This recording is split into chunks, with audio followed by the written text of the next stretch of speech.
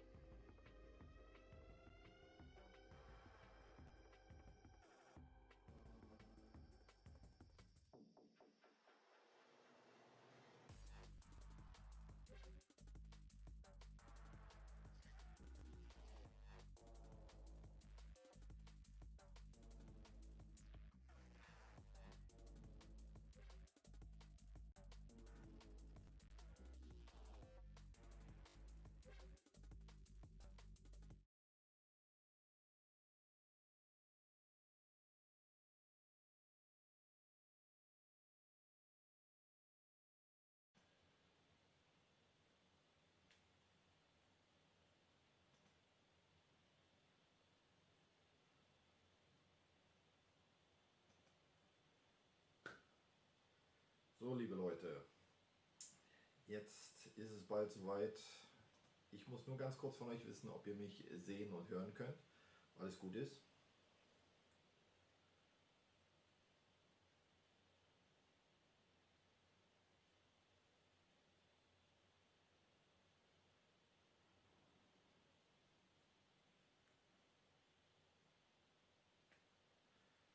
Ganz gut, Kubi. Auch wenn ich euch mal wieder nicht sehen kann, sondern nur wieder in die Kamera reinstarre. Aber gut. Ah, man hört mich nicht. Okay.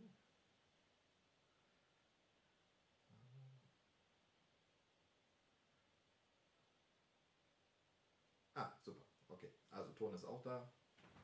Klasse. Mein erster Livestream hier und ja, wir sind alle ganz gespannt. So lange Zeit haben wir gewartet. Vierzylinder? Ich hoffe nicht. Also wenn das Fahrzeug ja nur in der USA halt vermarktet werden soll, ich glaube die Amis haben was gegen den Vierzylinder, da bin ich mir ziemlich sicher. Hi Luciano.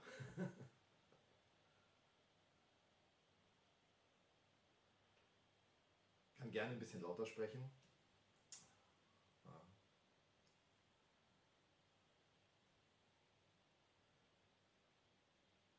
Kubi, dreh den Ton einfach ein bisschen auf, dann passt das schon.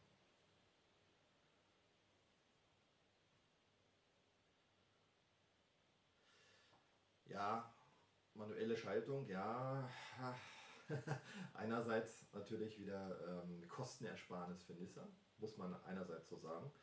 Andererseits natürlich auch ganz cool, was halt Performance angeht. Obwohl natürlich hier in Europa und auch in der USA das Automatikmodell natürlich auch sehr beliebt war. Also gerade bei den älteren Leuten stelle ich immer wieder fest.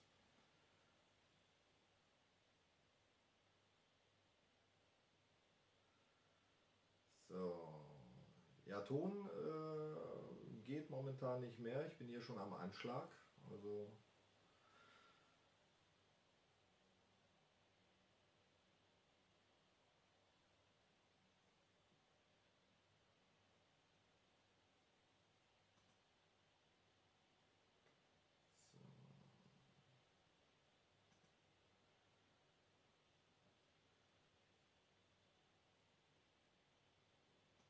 schauen wir mal eben, ob ich den Pegel ein bisschen steigern kann. Müsst ihr mir sagen, ob das okay ist so. Ja.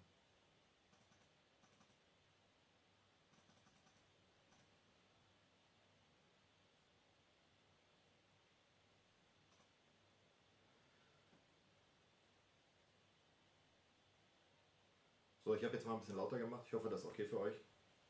Ja, der Countdown sagt 26 Minuten noch bis zum Digital Unveil, ja, die digitale Enthüllung. Amerikaner hätte das anders genannt, bin ich mir ziemlich sicher. Aber gut.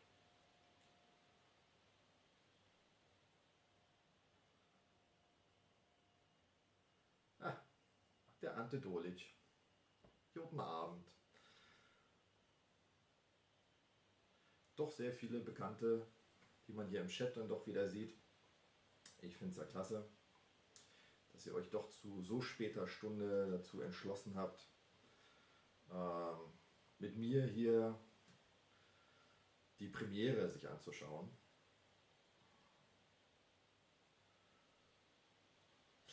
Ja, die 300ZX Rückleuchten, die habe ich auch schon gesehen. Man muss es im Gesamtbild sehen, denke ich mal. Ich denke mal von der Optik her, diese Linien, LED-Linien, die werden halt schon ganz cool kommen, denke ich.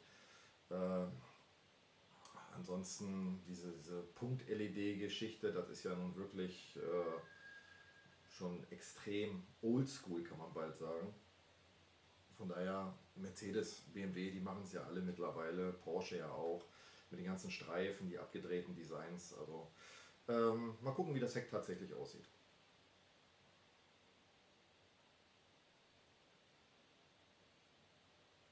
Ja, ich habe schon gelesen, so 400Z. Ich glaube nicht, dass der 400Z heißen wird. Ich denke mal, das Ding wird einfach nur Z heißen oder Fairlady Z tatsächlich. Vielleicht bringen sie den Namen jetzt endlich mal in die USA. Aber die Zahl gab es ja wirklich nur auf dem amerikanischen und auf dem europäischen Markt und hat ja immer, also wirklich immer seit dem ersten Modell den Hubraum beziffert. Und von daher gehe ich nicht davon aus, dass das Modell 400Z heißen wird. Also Da bin ich mir ziemlich sicher. Es sei denn, die bauen tatsächlich einen 4-Liter-Motor rein, was ich nicht glaube.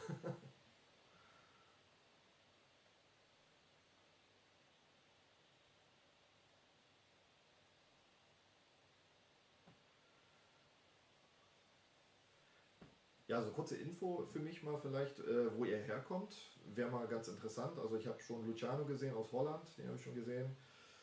Kubi aus Oberhausen, den habe ich schon gesehen. Aus Bayern hatte ich gerade was gesehen. Den Ante. Ja, sagt mal einfach, wo ihr herkommt. Würde mich mal interessieren.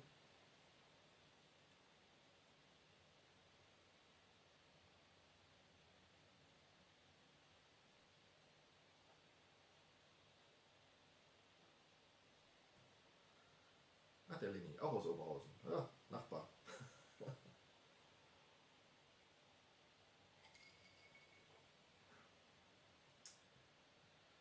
Ah, aus der Heimatstadt Hannover. Ja, Grüße nach Hannover. Friedrichshafen. Ah, zum tiefsten Süden. Nähe Stuttgart, Saarland, Westerwald, Nähe Aachen. Ja, super. Ist doch klasse. Hamburg. Cool. Gibt es ja auch eine Z-Szene. Gibt es eigentlich noch die Treffen in Hamburg? Weiß das einer? Gab es doch immer, ich glaube einmal die Woche oder einmal im Monat gab es die Treffen. Aus Hildesheim. Ach, guck mal eine an. Meine Kaserne gibt es leider nicht mehr. Wo ich stationiert war in Hildesheim. Peine. Ah, so viele Niedersachsen da. Ist ja unglaublich. Saarbrücken. Alzenau, die Heimat von Hyundai Motorsport. Aha. Fährst aber 370Z. Ist ja löblich. i30N auch kein schlechtes Auto. Ja, davon mal abgesehen. Burghausen, Bayern, ja. Weiß ich nicht. Bayern ist groß, Burghausen, keine Ahnung.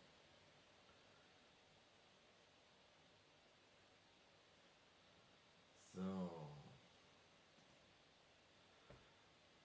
21 Minuten. Ja, ihr habt ja gesehen, auf dem Bild sind ja schon die Scheinwerfer deutlich zu sehen. Ganz andere Optik im 370Z. Nicht mal wie im 350Z. Also, ja, mal schauen, mal schauen. Was mir allerdings auf der Silhouette wirklich extrem auffällt, das sind die klobigen Spiegel. Also die gehen eigentlich gar nicht. Da hätten sie ein bisschen was Geschmeidigeres machen können. Die sehen schon nach finale Version aus, möchte ich mal bald sagen. Nicht so schön. Bübingen. Ich kenne doch Böblingen. Böblingen, da war vor, wie lange ist das her? Da war doch mal das Z-Nation-Treffen an der Motorworld. Das sind, glaube ich, immer noch Treffen an der Motorworld. Ne? Ist doch, glaube ich, auch schon 3 Jahre her. Das Z-Nation-Treffen. 3 oder 4. Ich weiß es gar nicht mehr genau. Ja gut, Luciano.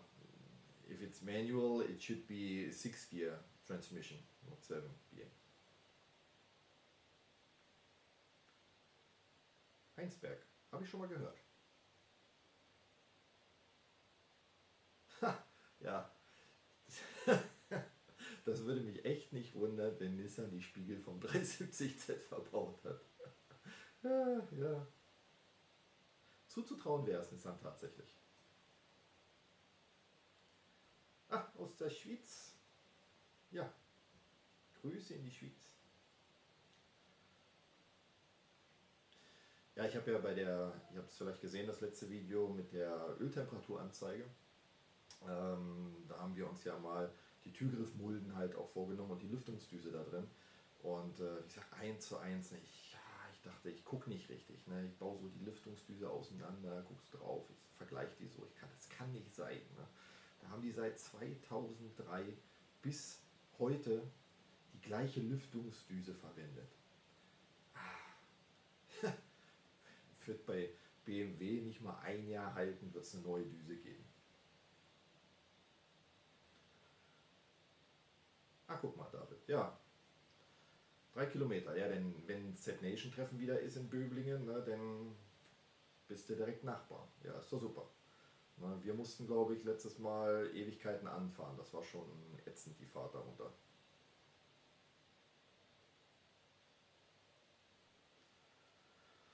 So, noch 18 Minuten.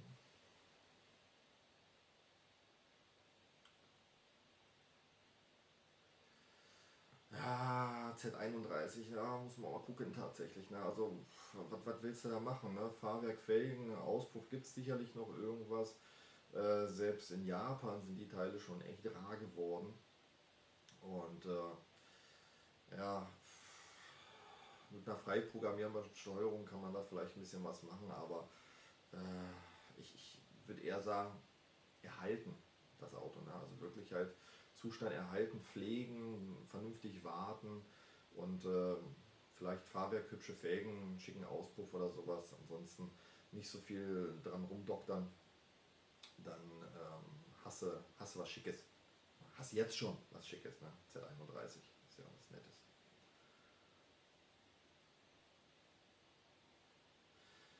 Ja, Never Change Running System.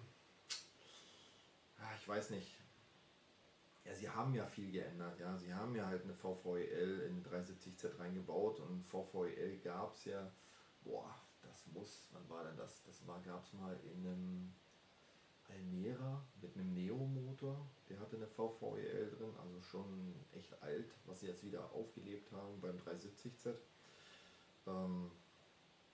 Ja, ist nett gedacht, irgendwo funktioniert auch, aber nimmt man sich jetzt irgendwo ein 350 ZHR oder sowas, ne, und stellt halt die Leistung direkt gegenüber oder lässt die gegeneinander fahren, da bist du nicht viel schneller mit einem 370Z. Klar ist das Potenzial, was man aus einem Basis 370Z halt rauskriegen kann, ein bisschen besser zum 350Z. Keine Frage. Ja, aber ja, wäre schön, wenn ein Turbo reinkommt. Ist das Potenzial natürlich direkt mal was größer, aber ein großer Sauger wäre auch schön. Ja, so mehr der Sauger-Fan eigentlich.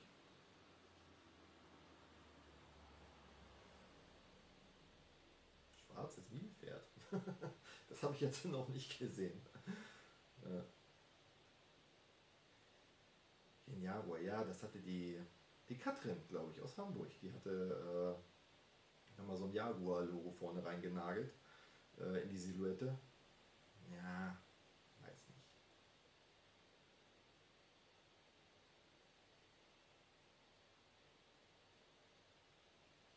Genau, SR20 VE war das, ja.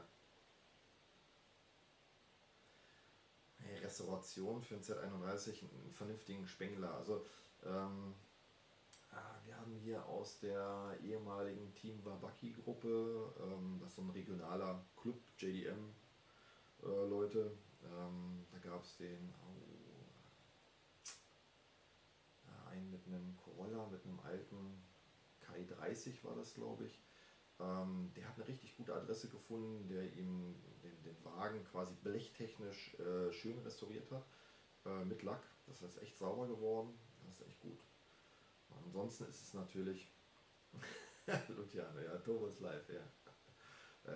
Turbo is nice, yes, sure. But John, you know, it is a lot of headaches together to modify a normal aspirated engine to a turbo aspirated to a turbo engine.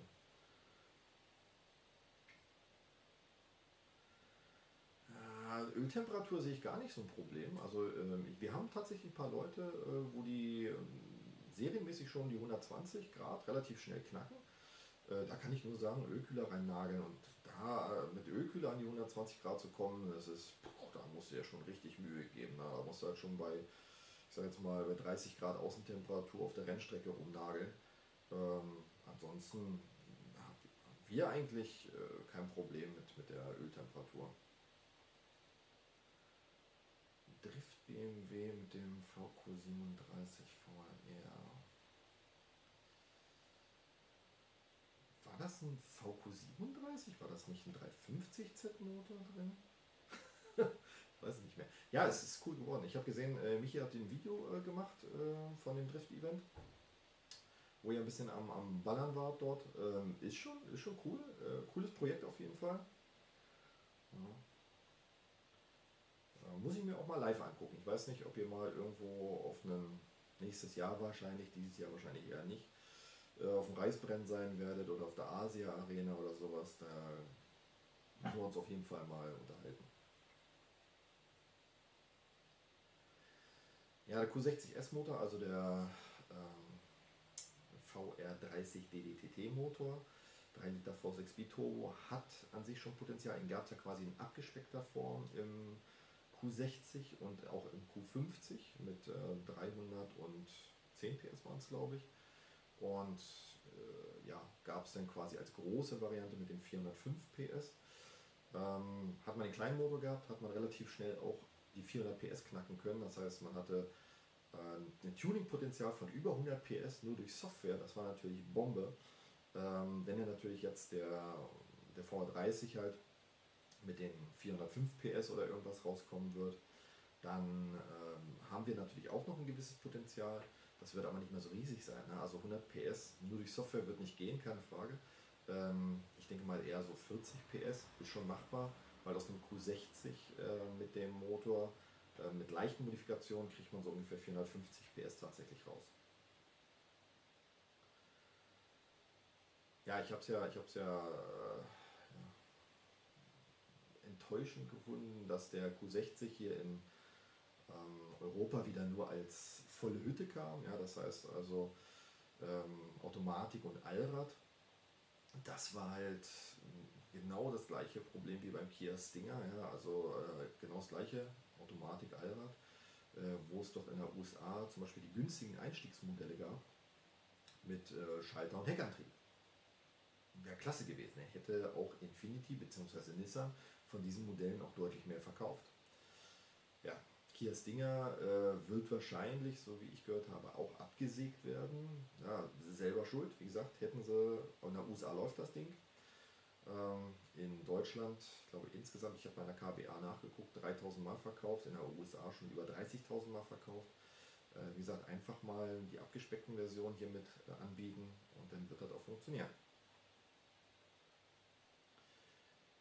Ja, Mishimoto passt auch in den Nismo, allerdings brauchst du da den Halter, den Winkel nicht, weil du hast ja diesen Yamaha-Dämpfer vorne drin und wir bauen im Nismo den Ölkühler immer an die Crashbar vorne ran, das heißt wir machen Gewindehülsen rein und hängen den dann quasi an die Crashbar. Das heißt, der steht nicht mehr, wie es von Mishimoto vorgesehen ist, aber das ist auch scheißegal. Viele sagen immer, ja, ne, das ist nicht egal, aber das ist egal wirklich. Also das funktioniert auch.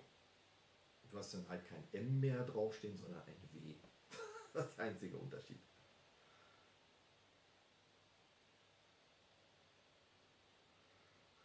Ja, wie gesagt, also du kannst Yamaha-Dämpfer kannst du rausnehmen, aber lassen drin. Auf dem Yamaha-Dämpfer steht übrigens eine Patentnummer drauf. Die könnt ihr ins Internet eingeben. Ich habe mir das Patent mal angeguckt. Ihr könnt euch das komplette Patent durchlesen und ihr lest es durch und kratzt euch danach am Kopf und fragt, what? Also ich habe auch bei den Fahrzeugen, wo wir diese Dämpfer ausgebaut haben, zum Beispiel für Kompressorsysteme oder sowas, habe ich keinen Nachteil im Fahrverhalten festgestellt. Also ja, keine Ahnung. Genau, Vichy-Motor. Ja, genau. Ja, wie gesagt, ist nicht so schlimm. So, 9 Minuten 40 Sekunden. Dann wollen wir mal gucken, ob es eine Moderation gibt. Ich weiß gar nicht, ob die Japaner moderieren werden. Oh, da muss man immer so die Ohren spitzen. So einen harten Akzent haben.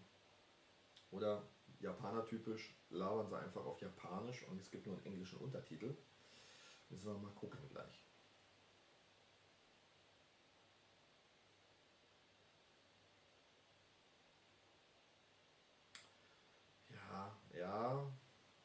Ja, Luciano, you're right. it is possible to turn the damper, and then the Mishimoto oil cooler will fit again. But yeah, I'm not sure if the US patent is correct with the direction. Just kidding. So, wie viele Leute haben wir denn hier jetzt mal dabei? Mal gucken, ob noch welche dazu gestoßen sind. Oh, 43. Oh, nicht schlecht.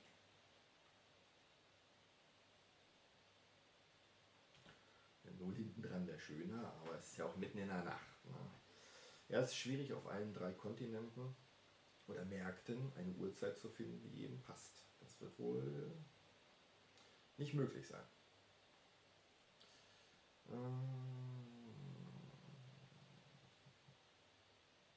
Ja, kommt auf die Einpresstiefe drauf an. Ne? Also 9 mal 18, sagt mir eine Einpresstiefe, dann rechne ich es gerade mal im Kopf aus. Aber auch mit 225, 245? 225 auf 9 Zoll? Ist schon Stretching, würde ich sagen.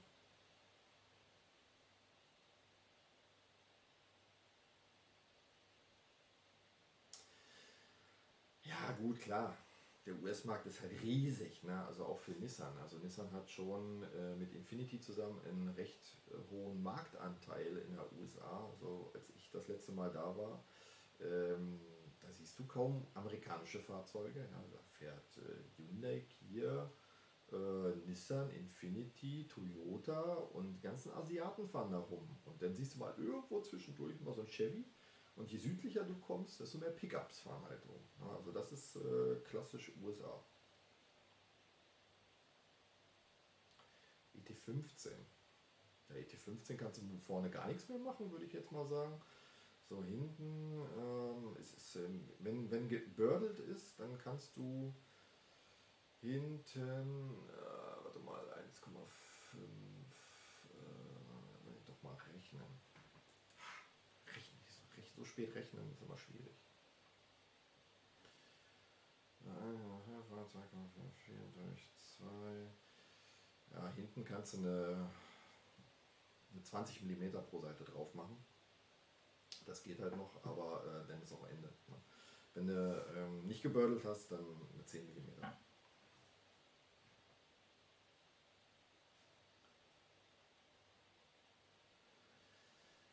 Ja,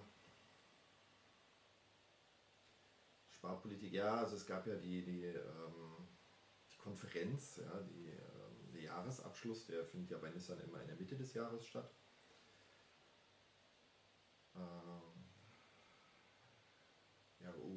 Japan Racing, musst du vorne gucken. Also wenn du es schon drauf hast oder sowas und die gehen an der Bremse vorbei, dann herzlichen Glückwunsch.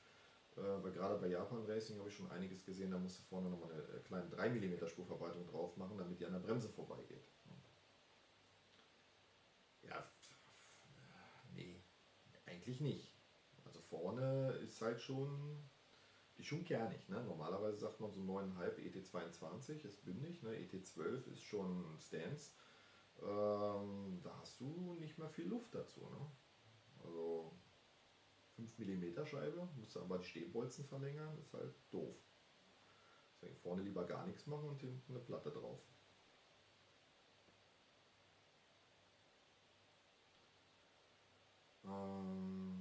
Ja, klar, geht. Wenn du die Kohle für die Ultras hast, kein Problem. Ja, das geht ohne weiteres. Wie gesagt, haben wir schon gemacht. Haben wir auch ein Video drüber gemacht gehabt. Das ist der schwarze Stilkompressor gewesen. Der hatte die Ultras in Bronze drauf, in 20 Zoll. Sah schick aus, keine Frage. Kann man machen, geht. Kein Problem.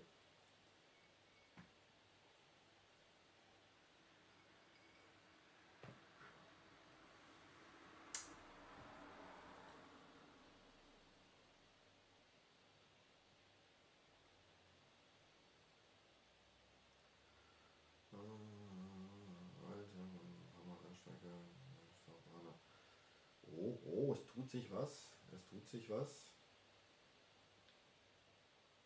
Mal gucken hier. Der Event ist live geschaltet. Ja, Fahrwerk für mal eben ein bisschen sportlich fahren. Wir müssen mal kurz pausieren, glaube ich. Den Chat. Da passiert was. Oder? War die Zeit schon rum? Ich weiß gar nicht, wie spät haben wir es denn? 2:26. 4 Minuten hätten sie noch tatsächlich. Ja, mal gucken.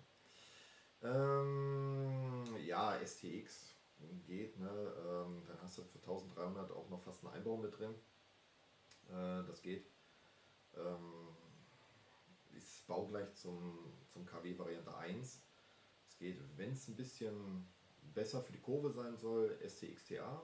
Ja, mit den Uniball-Domlagern kannst du halt auch Zugstufe verstellen. Alles gut. Ne? Ja, hi Andi. Grüße zurück nach Mittelfranken.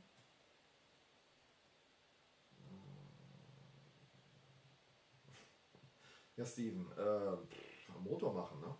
Also, wenn der Motor nicht gemacht ist, hält das nicht lange. 12x20 Hinterachse, ja, ist ein bisschen viel. Also 11, 11,5 Max. Ja, und 12 ist halt wirklich für die GTRs. Aber es gibt genug Anwendungen von der T37 Ultra. Kann sein, dass nicht alle im Online-Shop sind. Aber ansonsten einfach eine E-Mail schreiben und dann gucke ich nach, was Race gerade ein Programm hat, was passendes. Es gibt halt Ultra Tourer und Ultra und keine Ahnung, M-Spec und weiß der Teufel was nicht alles. Diverse Sondereditionen von der T37 Ultra. Von daher muss man mal schauen. Aber 12x20 wäre schon kernig. Weil normalerweise fahre ich halt eine 11x20 auf der Hinterachse mit einem 305er Reifen und das ist halt schon ein Brett. Ne? Also, ja, Motorlager haben wir im Sortiment. Habe ich vor kurzem erst die Fotos gemacht. Stehen noch nicht online im Shop, aber ist in Vorbereitung. Müsste diese oder nächste Woche noch reingehen. Also Fotos habe ich schon gemacht. Das ist kein Problem. Hybridlager sind das, also keine komplett starren Lager. Somit ein bisschen Restkomfort auf jeden Fall noch.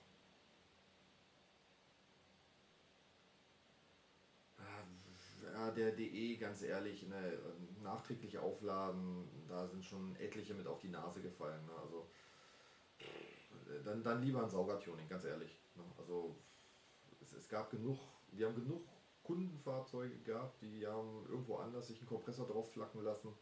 Das hat dann 1, 2 Jahre gehalten und dann war der Lagerschaden da. Ne? Oder Pleuel abgerissen, hatten wir auch schon. Also von daher, wenn du auflädst, völlig egal, ne, ob Kompressor oder Turbo, mach wenigstens die Pleuele und vernünftige Lagerscheiben rein.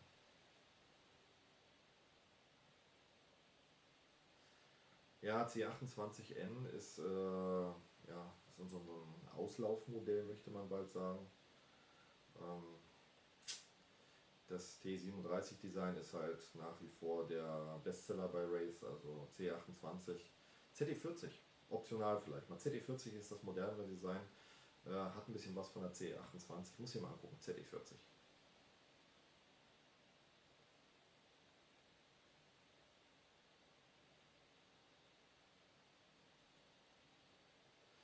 Ja, wie gesagt, 420 PS auf dem DE, wie gesagt, habe ich schon einige gesehen, die nicht lange damit gefahren sind. Aber es kommt natürlich auch immer auf die Abstimmung drauf an, ne? Und wie man dann fährt und ob genug Öl drin ist.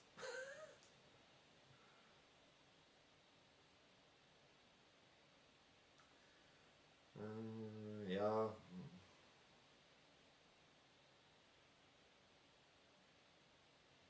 ja, Kubi mit Serienmotor oder was? Ja, wenn man halt die Ladedruckregelung halt dahingehend anpasst, dass halt nicht bei 3.500 der große Drehmomentschub kommt, das lässt sich schon generieren, aber ja, ist halt trotzdem noch hoch verdichtet alles. Ne? Es geht los, es geht los. Jetzt muss ich mal gucken, ob ich hier Ton habe. Wir sehen was.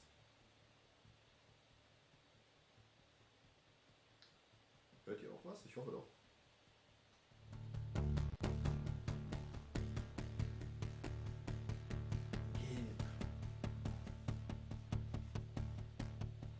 Okay, das ist ein alter.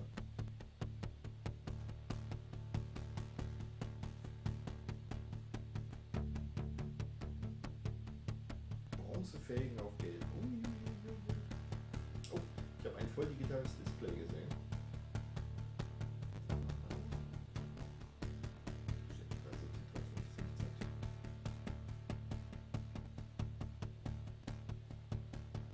Sehr groß und nur von etwas vorne.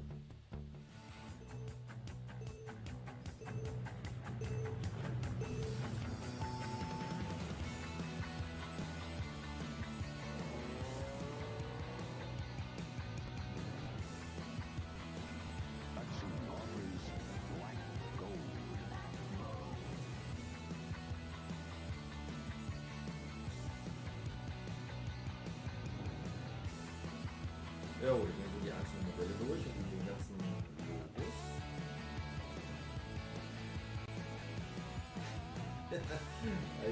Ja, ich bin auch aufgeregt.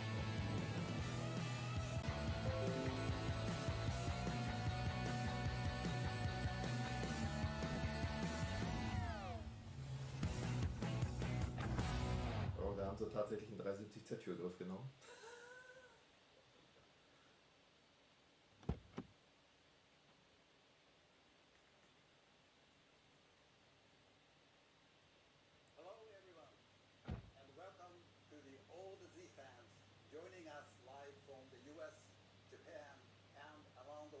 Hello everyone, and welcome to the All the Z fans joining us live from the US, Japan, and around the world.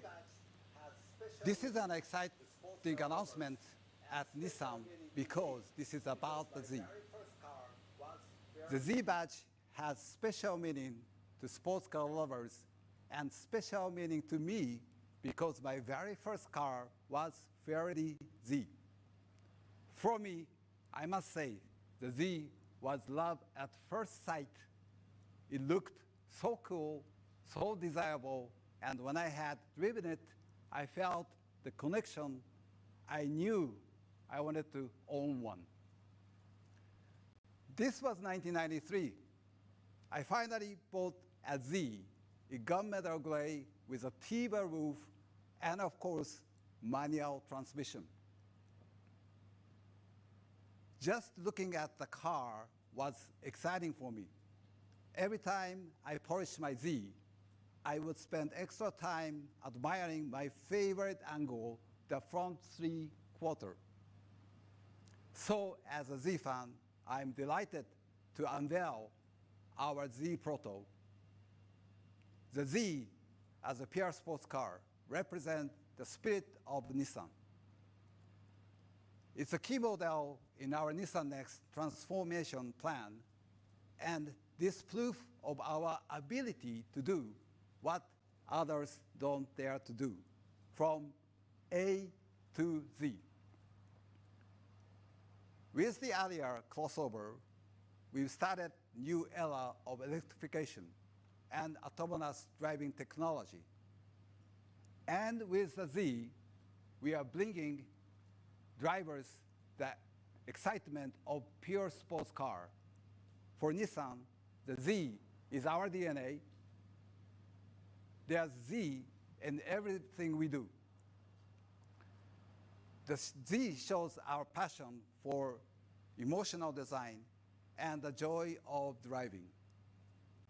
It brings inspiration and excitement to everyone at Nissan. When the Ferrari Z came out in 1969, it moved the international sports car world. No one had ever experienced a car like that before. The Z offered outstanding performance and stylish design that made drivers realize they have to own a Z. And most importantly, the Z was accessible. Now, we are taking the Z to the next level. I'm excited to announce that the new Z is coming. It means a lot to me that Z fans around the world are watching today. The Z Proto you see here is not a concept. The look of this is close to final, and the feel has been engineered for aerodynamics and body rigidity. As we bring the prototype to reality, we are going to deliver a living connection between driver and car. For us, this unique combination of look, feel, and power is the essence of the Z. The Z Proto is prelude to the new Z and true to its heritage. We hope it will appeal to our drivers who have owned generation of Z, and also a new wave of young fans who may have raced virtual Zs online. The Z has always given a tangible and exciting driving experience. And true to that, the new Z will have a twin-turbo V6 with a 6-speed manual transmission. Because we want your drive to be powerful, exciting, and engaging. Our team has created an agile, muscular design that's poised and ready for action. The new Z exterior draws on the memories shaped by our dreams of tomorrow.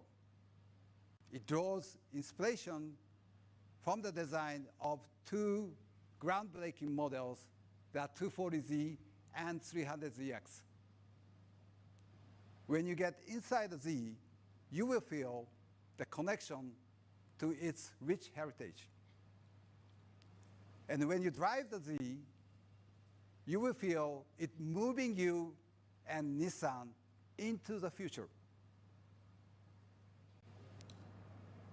For more than 50 years, we have been creating the legend of Z.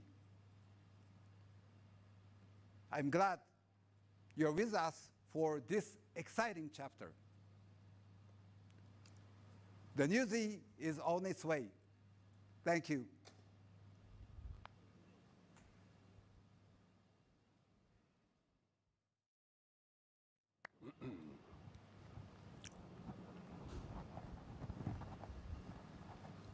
Thank you, Uchida-san, and welcome to the digital unveil of the Nissan Z Proto, broadcasting from the Nissan Pavilion, Yokohama, Japan. Hello, I'm your host, Chris Pepler. Now, we've got a lot of people around the world joining us for this from the USA, Canada, Australia, New Zealand, the Middle East, and many more. And as a car fan myself, I'm very excited, as you are, and I'm also honored to be here as MC to show you the highly anticipated Z Proto. As Uchida-san told us in his opening message, the Z Proto is a sneak peek into what's to come. In the next hour, you will hear more about this vehicle and what it means for Nissan, for fans, and the Z legacy. And we're not the only ones celebrating Z history in the making. Right now, the 33rd annual Z-Car convention, Z-Con, is taking place in Nashville, Tennessee. And they're joining us live to share in this moment. At Z-Con, we have Adam Carolla, famed radio personality who holds the world record for the most downloaded podcast, The Adam Carolla Show. And he is, without a doubt, a big Z enthusiast himself, with some very impressive vintage Z. Thank you, man with the coolest voice and better eyebrows. Wow, Scheint ein abendfüllendes Programm zu werden. Oder morgenfüllen. Ja, jetzt quatschen die scheinbar mit der Community, aber was jetzt schon gesagt worden ist, dass das kein reines Prototyp-Fahrzeug ist, sondern schon sehr dicht am finalen Fahrzeug ist, wenn ihr das mitbekommen habt. Und gesagt wurde tatsächlich schon, welcher Motor es ist. Es ist ein V6 Turbo, der da reinkommt, und dementsprechend wird es der VR30 garantiert werden, DDTT. Also da steht schon mal fest. Ja, Gut, wir können ja mal zwischenzeitlich, ich beobachte das hier jetzt hier mal auch gesprächstechnisch mit dem zweiten Ohr, was sie da am Labern sind, aber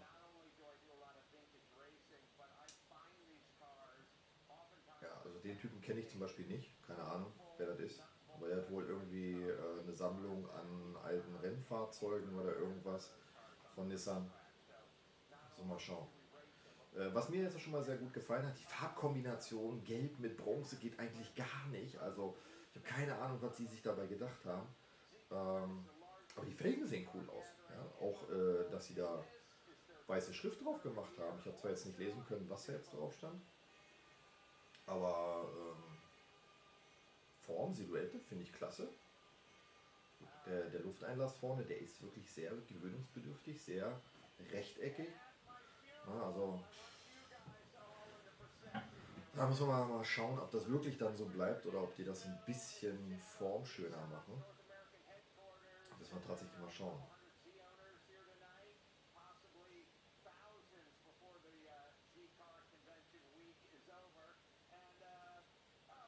Z Convention Week, ja, das ist schön. So, sowas müssen wir hier mal in Europa durchziehen, aber das wird schwierig. Also da kriegt man die Tausender nicht hin. Guckt euch das mal an. Ich weiß gar nicht, wie die das machen. Haben die da nicht auch Corona? Die sitzen wahrscheinlich alle in den Autos.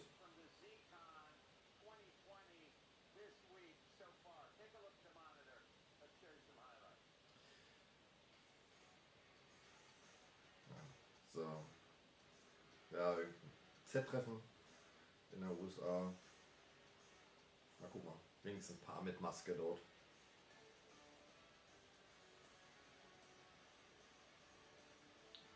Ja, 240er wurden ja in der USA doch schon deutlich häufiger verkauft als in Europa. Sehr schöne Fahrzeuge. Werden auch gerne importiert. Findet man hier und da mal ein paar in Holland, die rübergekommen sind. Aber ja, ist nice to have, aber so richtig fahren und Spaß machen muss man schon drauf stehen auf alte Fahrzeuge. Ja. Also ich bin ja mal vor ein paar Jahren, habe da ja einmal abgestimmt mit dem, was war das, mit dem 2,6 Liter Motor, der Einspritzanlage. Und also da muss man schon rechtzeitig auf die Bremse treten, damit man an der Ampel zum Stehen kommt.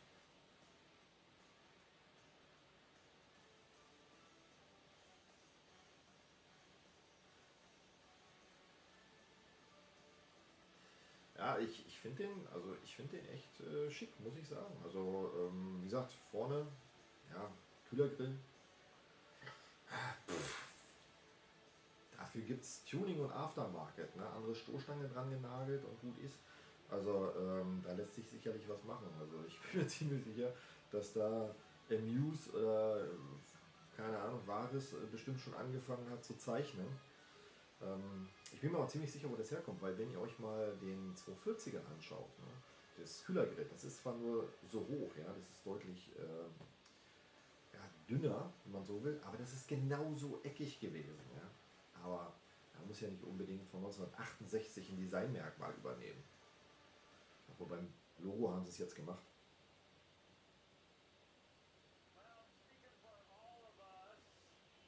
So.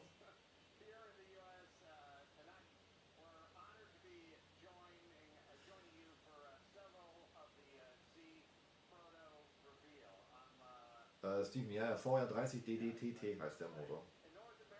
Also Motorcode haben sie jetzt nicht gesagt, aber dass es ein V6 Turbo ist. Und so viel hat Nissan nicht im Programm von den Dingern.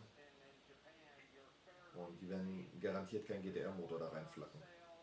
Also wird schon der Q60 der V30 sein.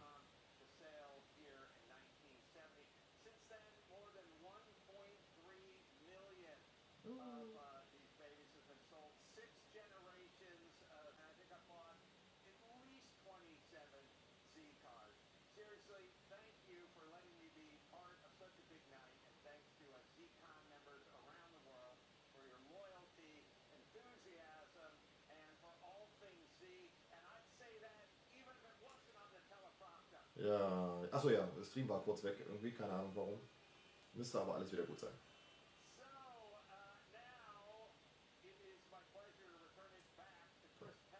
Wir schalten mal kurz wieder drauf. Ein bisschen genauer hinhören. Halte ich mal ein bisschen die Klappe. So now it is my pleasure to return it back to Chris Pepler in Yokohama. Chris? Thank you, Adam. A lot of enthusiasm. It's great to see the pride of Japanese sports car in heartland America. So we're going to kick off the talk show on the question and answer session. We've received many questions on the Z Proto from all over the world, from you, the fans. Questions about design, engineering, powertrain, sales timing, availability, many, many questions.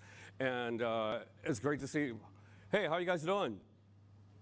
So great to see so many of us, of you participating for this event. So, of course, we're not going to be able to answer all your questions, but we will do our best with the help of these two key people from the Z Proto team.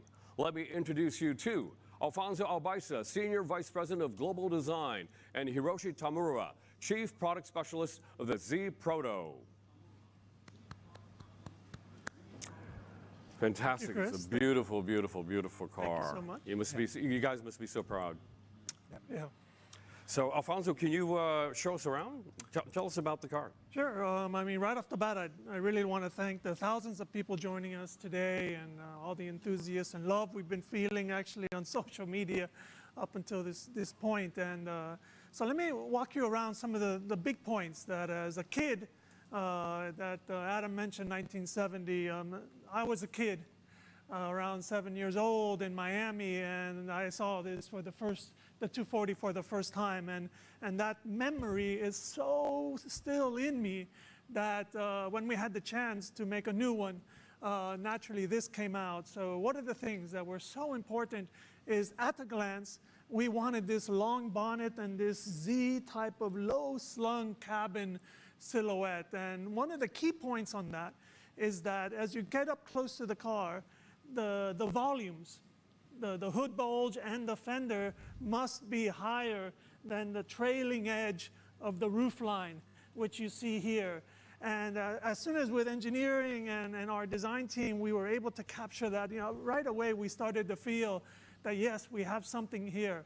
And naturally, because our engineers, even in the beginning, were telling us, giving us hints about, how this car would really run, we wanted this low center of gravity. Luckily, the roof line gave us that, but then we introduced the katana sword and also this lovely sculptural crease line that is also tapering down, which allowed this car to feel like a cat that was ready to pounce. So we were really excited about these kind of steps that we made on the design. But moving forward on the car, let's talk about some of the things that were interesting in the development process, because of course, we have a love of the 240, but this is an ultra-modern car with a lot of power. So yes, we were able to reintroduce some of the issues like this iconic hood bulge that's on the 240, but it has a very graceful forms around it, expressing the power and the silky power within. You cannot make a Z without the scooped out headlamp.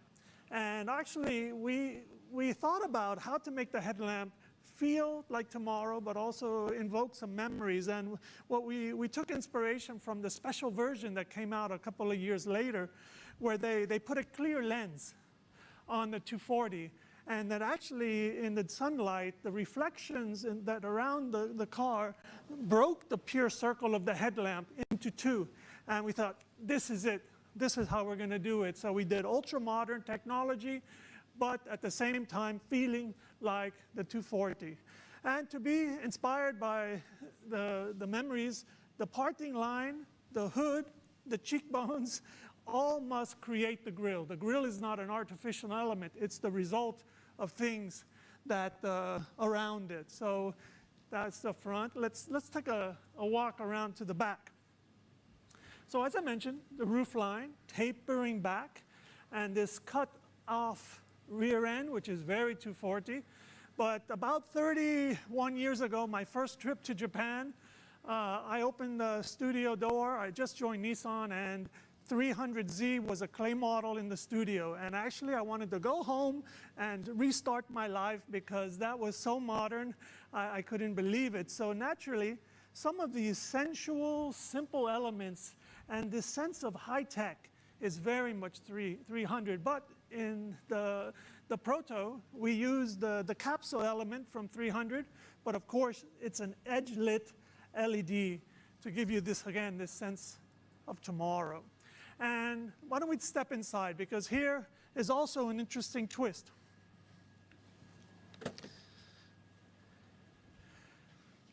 Zs have been about performance. Yes, they're beautiful, but they're wonderful things to drive.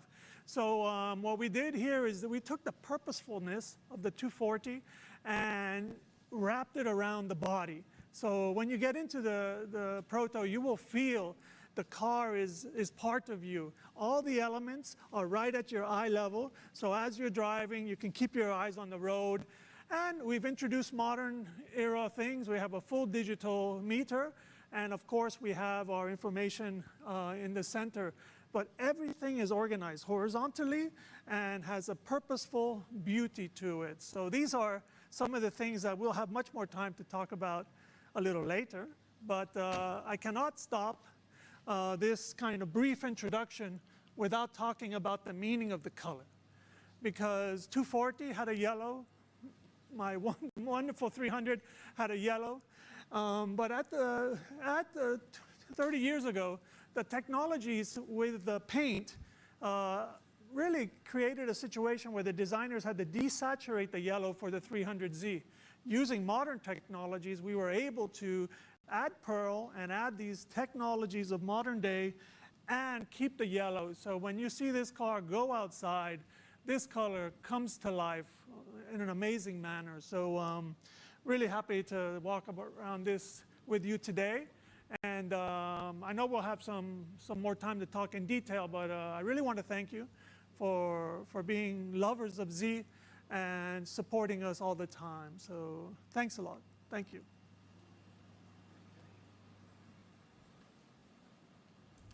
Hey, Chris. Great presentation. Thank you so much. It is really, really beautiful. Thank you. Mr. Tomer, what do you think about your baby coming to life? Yeah, actually, for this timing or this stage, I'm very happy to join for such a kind of a great time. And Z is my life or our life, right. Nissan of the DNA. So important and so happy. Right, yeah, it's an amazing looking car. So let's go with our question, our Q&A session. First question will be from Z-Con. Adam, I think you have the question? Yeah, I have a question for Alfonso, who, by the way, I hung out with at Laguna Seca a couple of years ago when I brought one of Newman's GT-Z cars over there. I think 86, year 86, he won the GT1 championship. So we hung out. He's all Z. So, Alfonso, my question is the reasoning for designing the Z Proto after the 240Z and the 300ZX. What was the inspiration behind that? You know, obviously the 240 has been in our lives, you know, almost our entire lives.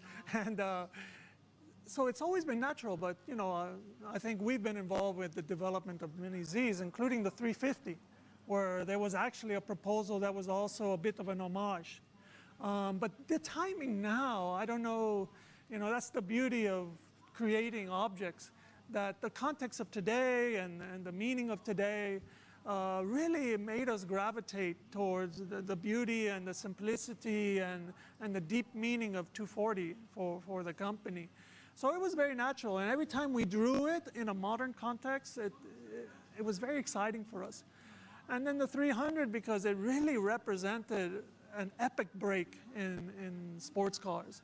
And of course, from my personal experience, it was so humbling, I cannot tell you, when I saw the first clay model. So that when we had the chance to do this, Satoru Tai, who's the executive design director, and myself with our global teams, were really wanting to see if we can capture tomorrow, but also trigger memories for all the people who love Z. So that's a bit the beginning, Adam.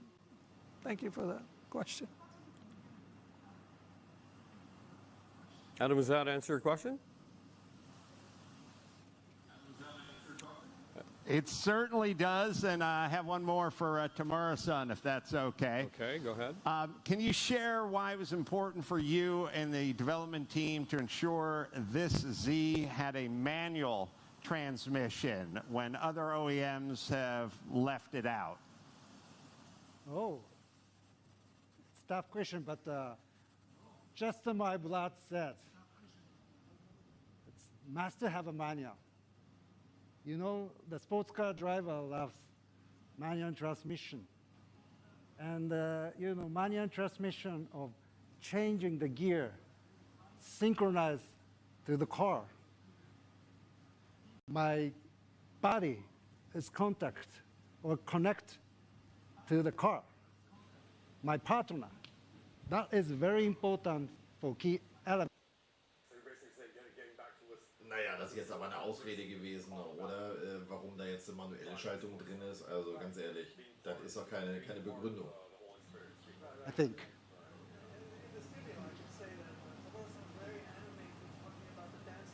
So you're basically saying getting back to what it's all about, driving a sports car. Right. Being part of the whole experience. Being part of it. Right. Yeah. In the studio, I can say that Tamura-san is very animated, talking about the dance partner, and that the manual really is a way to connect the machine to you, as he mentioned, and I think that really affected us in even shaping the interior design and making sure we take things away and sleek things out, so that experience of driving can be in the car. But if I may be so bold, it is a bold move in 2020 to actually bring in a manual transmission, a 6-speed. Yeah, that's really getting back to the roots of things. I think there's a few thousand people there that maybe right. want it. Right. What do you think? What do you think, Adam? Listen. First off, I have not driven in a manual shift street car for a while, and I drove here. All my race cars are manual shift, but I drove a 370Z here, and I was a passenger in the car, and it was so much more visceral an experience. I think everyone thinks about driving the stick and, you know, rev matching and all that kind of stuff. Be a passenger when someone is really driving a stick, a manual stick properly. It's a completely different experience to be a passenger in that car. So, yeah, I'm old school. All my race cars are 5 speeds, some 4 speeds, and I love it. Right, fantastic. Okay, let's go on to the next question. We have a question from John. And we're having a little problem with connecting. So I'm going to basically read his question. John wants to know, you can see the evolution of Z cars over the past half a century. What makes this car stand out from previous models? Both of you? Who do you want to? Go? Ja, ich weiß nicht, also wenn die das keine Automatik rausbringen, dann haben die automatisch auf dem US-Markt direkt deutlich weniger Absatz. Also das steht fest. Also ich meine, nicht umsonst haben ja hier in Europa oder Deutschland auch genug Leute ein Automatikfahrzeug gekauft. Also und ein Porsche funktioniert auch mit PDK, ja, aber klar ist das eine Preissache immer. Also ich denke mal, dass sie das konkurrenzfähiges Produkt machen wollen und da geht halt nur ein manuelles Getriebe. Wenn ich Nissan kenne, wird das wahrscheinlich sogar ein 370Z-Getriebe sein, was eine andere Glocke vorne dran hat oder ähnliches. So.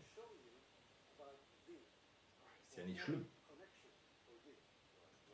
It's okay, but the other entertainment. But you know, Z is a more deep inside of the some life of the focus point. Then Nissan wants to show you about the Z for more connection for you. Ja, ich glaube nicht mal, dass es tatsächlich eine zweite Motorisierung geben wird, aber weil dann hätten sie es eventuell schon erwähnt. Das wird Nissan typisch ein Auto, ein Motor. Also das ist ja GTR genau das gleiche. Also das war ja schon immer bald so. Gut, beim 300ZX jetzt nicht. Da gab es nochmal andere Motorisierungen bzw. abgespeckte Non-Turbo-Varianten, aber das kann ich mir hier nicht vorstellen.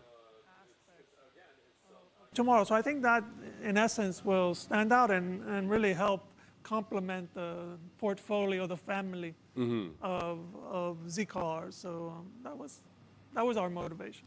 Right, I see. Okay. Yeah, it's again, I guess it's more than just going fast. It's part of your lifestyle. It's something that I guess I wouldn't call it a friend, but yeah, a friend, somebody a partner in your life. Somebody. It's almost a person almost. I think at the end of the day, a sports car is probably not a necessary object for everyday life. So fundamentally, people buy because they love and they're so close to this experience that it already sets the tone and the mood much more amorous, right. if I could use that word. And so everyone who joins Nissan wants to design a GTR and a Z car. And right. that's how it is here in this family. That's how it is. Absolutely. Okay, let's go on to our next question. Our question is from Enver. Is Enver going to be able to come online, or should I read his question? Okay, I'm going to read his question. All right. Okay, please show me the question. Okay, the 240Z had a light and agile driver's platform. What was the design brief for the Z Proto, and have you achieved the design brief? Alfonso, you want to take that?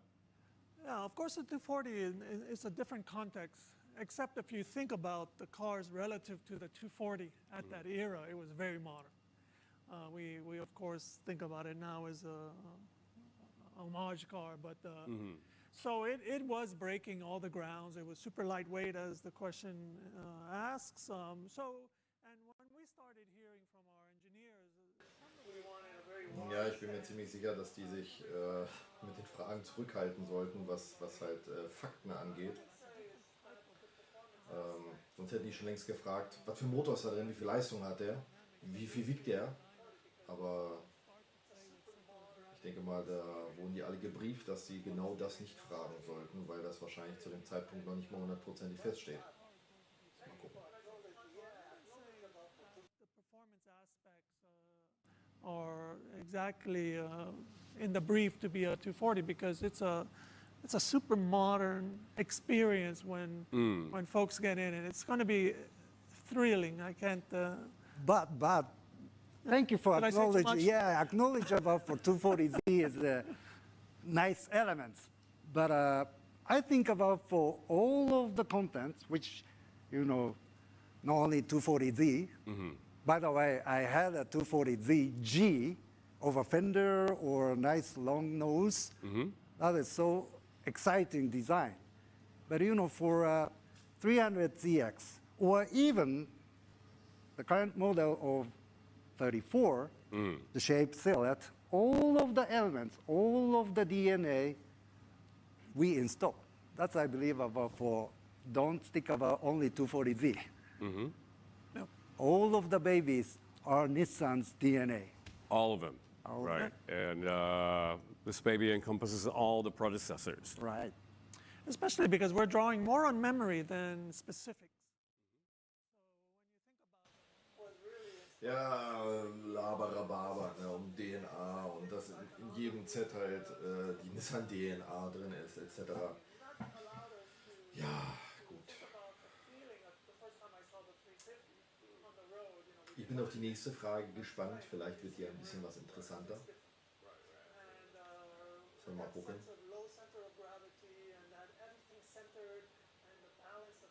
Die haben jetzt auch nicht konkret beantwortet, was jetzt tatsächlich die Ziele waren vom neuen Z. Wo es hieß beim 240Z Leichtgewicht. Mal gucken. Neue Frage.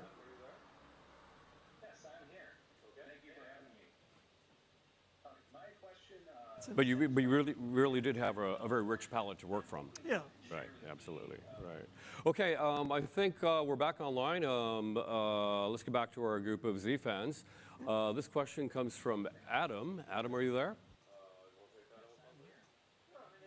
Das ist eine Frage, die muss man einfach stellen, ne? Was die lustigste Story beim Design des Autos war.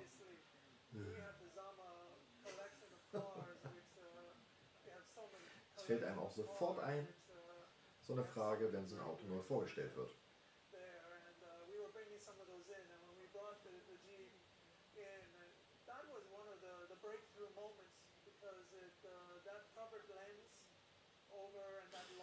Ja, voll digitales Display, hatte ich ja gesehen, ja auch erwähnt. Finde ich interessant. War auch langsam mal Zeit, obwohl ja viele gesagt haben, immer beim 370Z, analoge Zeiger, super, alles klasse.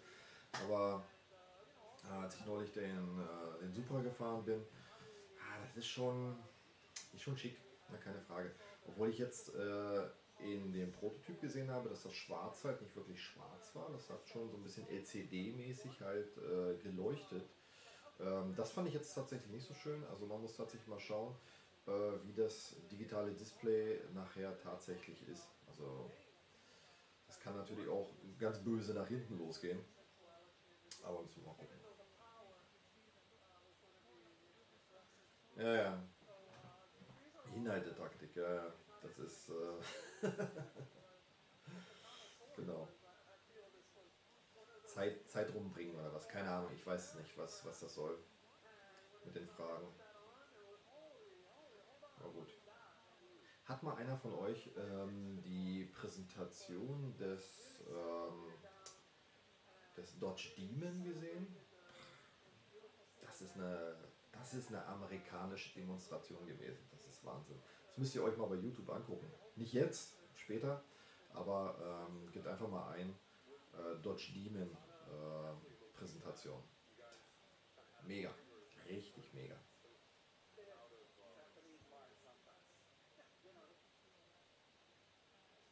Nee, also die Spiegel sind tatsächlich nicht 370Z, wenn ich das jetzt richtig gesehen habe. Vielleicht irgendein anderer Nissan oder Infiniti, aber nicht 370Z gewesen. Und wie ich schon sagte, der Kühlergrill vorne, der ist halt nur etwas höher gezogen, erinnert aber stark halt an 240Z. Also das ist wirklich Z40Z Designsprache. Die sagten gerade vorhin mit dem Scheinwerfer vorne, ne, warum das halt diesen ober- und unteren Bogen hat. Ich weiß nicht, ob ihr das mitbekommen habt. Das lag daran, dass ja zu einem späteren Zeitpunkt diese durchsichtigen Plexiglas-Abdeckkappen für die Scheinwerfer gekommen sind. Und in der Sonne sah das wohl so aus, als wenn die sich halt geteilt hätten, so diese Reflexion.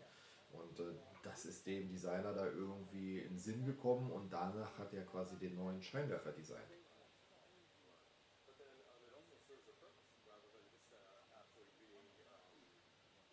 Ich finde es gut, dass die zweiteilige Bremsscheibe gelocht mit einem fetten Sattel da drin haben. Also das sieht mir aus wie die GTR-Bremse tatsächlich vorne hinten. Das wäre natürlich schon mega. Endlich mal was Standfestes. Aber wahrscheinlich auch bei 250 abgeregelt. Aber da kann man ja bestimmt was machen.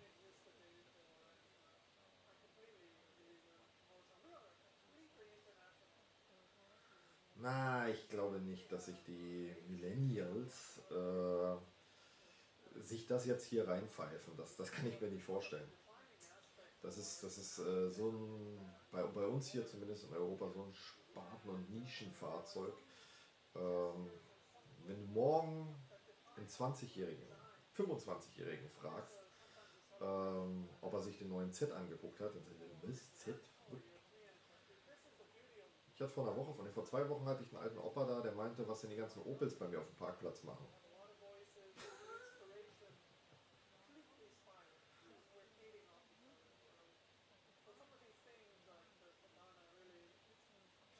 Habt ihr gesehen, dass der einen kleinen Dachkantenspoiler dran hat? Also es ist einfach nicht nur gerade runter, sondern er hat da einen Dachkantenspoiler. Boah, ist schon sehr kantig vorne die Front.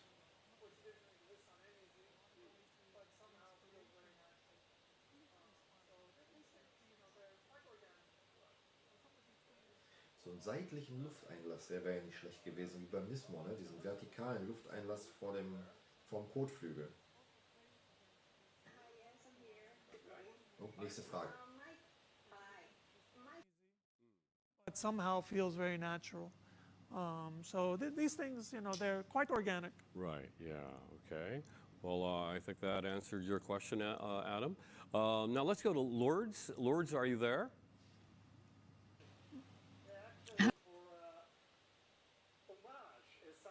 Warum mich da alle verarschen.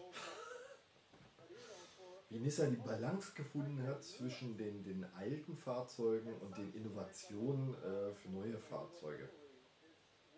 Also ganz ehrlich, also ich glaube, die Fragen haben die Leute zugeschickt gekriegt und die lesen die dann nur noch ab.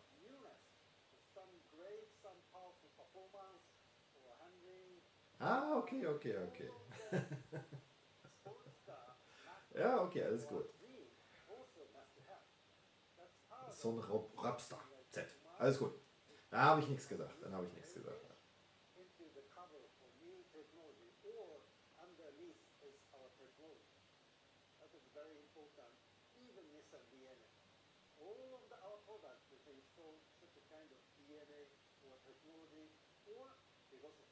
Jetzt fangen die schon wieder mit DNA an.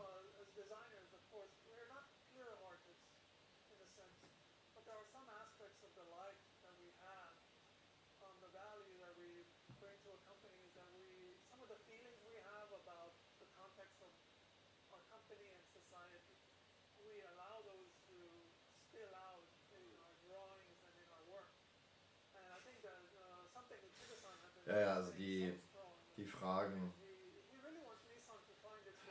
Ja gut, da sitzen jetzt natürlich hier auch ein Designer, ne, und der kann wahrscheinlich über die Motortechnik mal gar nichts sagen, außer dass er sagt, da ist ein Motor drin.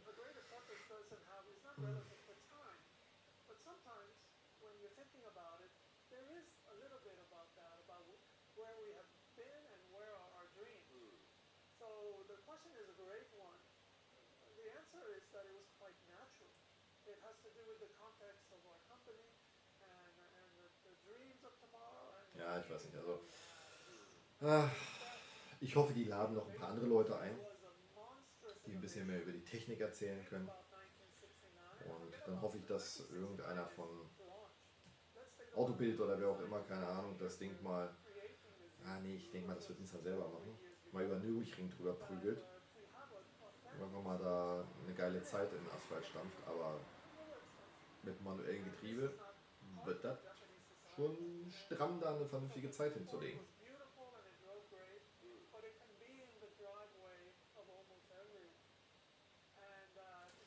Gucken.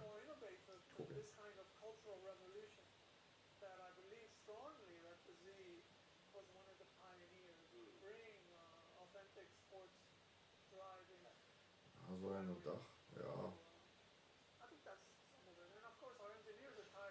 Musst du den schwarzen kaufen. Das ist alles in Wagenfarbe.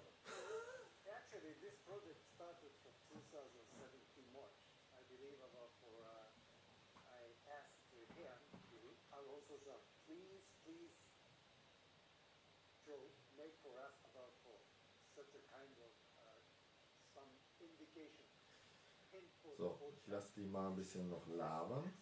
So, actually, this project started from 2017 March. I believe I asked to him, Alonso-san, please draw, make for us about for such a kind of some indication, hint for the sports car, which means, of course, next Z. And he said, of course, why not? To be honest, many arguments would happen sometimes.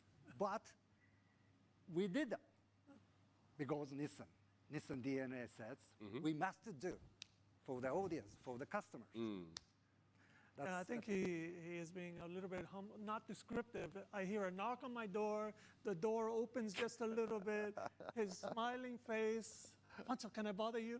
And he tells this thing, and I was like a bit shocked. But of course, oh my God, this is a dream come true for That's really fun, and I get that enthusiasm. War ja nicht gerade einer aus Hamburg?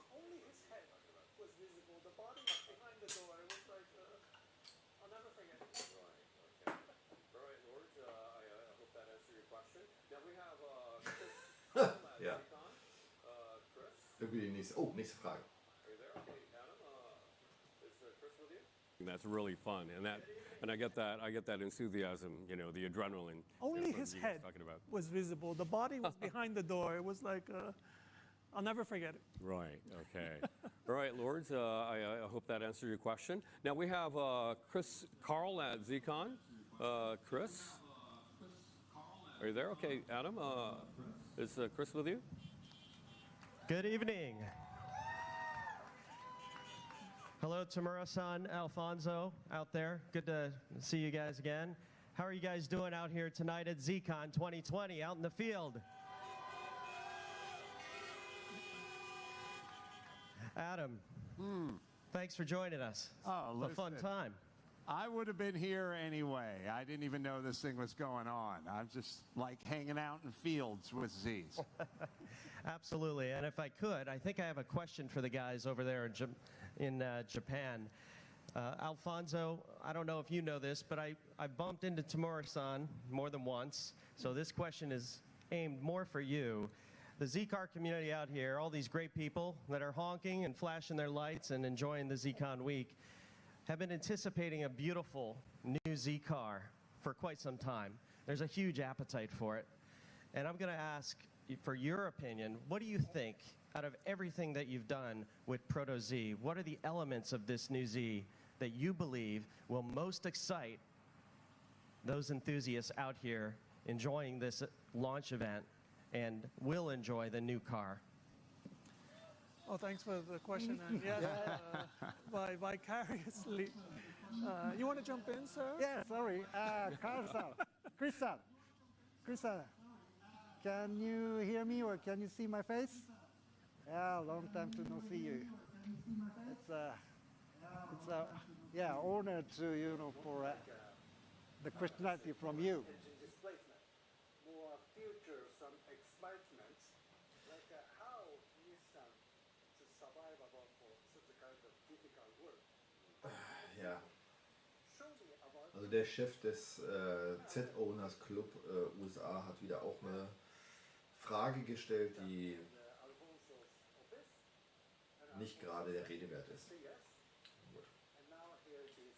The element Ich hoffe, da kommt noch ein bisschen was Interessantes. completed about for design. Ja, Sticker, gute Geschichte. Welche Sonderedition fallen euch spontan ein vom 370Z? Haut mal einen raus, was da alles gab. Ich habe ja auch eine Lieblingsedition. It was very helpful, at least to get the sense from the Z community of some of the early thoughts, and I think we reacted and also evolved many elements. So I think to your direct question, I think people will find it arresting the first glance of the car, because even myself when I see it driving, because I have been seeing it as a clay model, which doesn't Ich weiß gar nicht, was die erste Sonderedition war tatsächlich. to see it moving and then to see War das GT Edition? triggering memories actually happen. Nürburgring Edition? It's a bit super humbling, first of all, but it's even shocking for people who Was hat man noch? 40th Anniversary? and I think that's probably why we are always going to be creating cars, is that this feeling, and so simple Genau, as GT Anniversary Edition. silhouette, and people will react differently. Nah. They will react. Das wird Nissan nie machen, dass sie irgendwas zum halben Preis weggeben. Ich kenn ja ein paar Jungs von Nissan und das ist so bürokratisch bei denen. Es muss sozusagen immer alles revisionssicher sein. Ja. Das heißt, Nissan braucht eine entsprechende Gegenleistung, dass das halt auch verbucht werden kann. Und deswegen werden die nie was für Noppes oder für Umme quasi weggeben. This car, the rear fender, I think when people see it in person, this beautiful, Ah, Luciano, sensual, you spend so much money in your car, so visible. you don't want to sell it. These are the things that will, people will react. Final Edition. Ja, es ist ein schöner Name. And then when you see clay Also wenn sie noch ein bisschen warten, können wir eine 50th Anniversary machen. die nicht schon? Gab doch in der USA eine Edition, die es hier nicht gab, die mit dem roten Kranz drum. Das war doch, glaube ich, sogar eine 50s, ne? 50s Anniversary.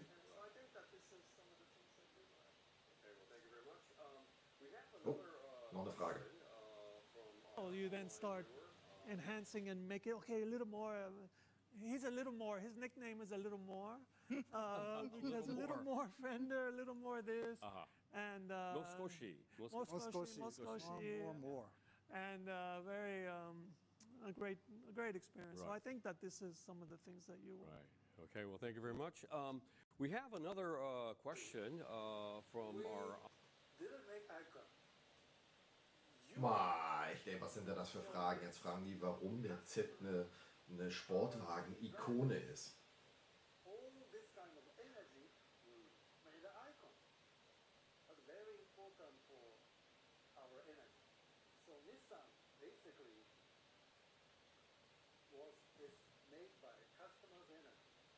Gibt doch eigentlich noch mehr Sportwagen-Ikonen, oder? Welche Sportwagen-Ikonen fallen euch ein? Die es quasi jetzt in Fortführung halt immer noch gibt. Oh, ist schwierig tatsächlich, oder?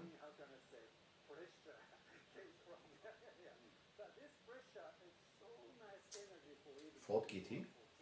Ford GT, finde ich. Sportwagen-Ikone auf jeden Fall. Die ganzen Muscle Cars, die jetzt wieder gekommen sind, sind ja eigentlich keine reinrassigen Sportwagen in dem Sinne.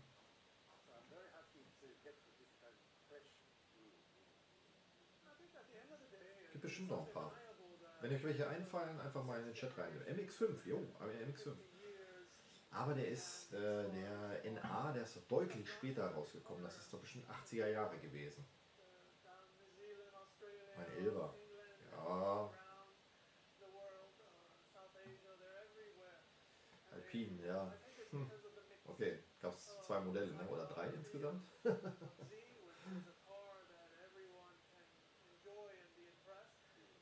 Oh, Midnight Purple. Midnight Purple gab es, glaube ich, nur für die GTRs. Ne?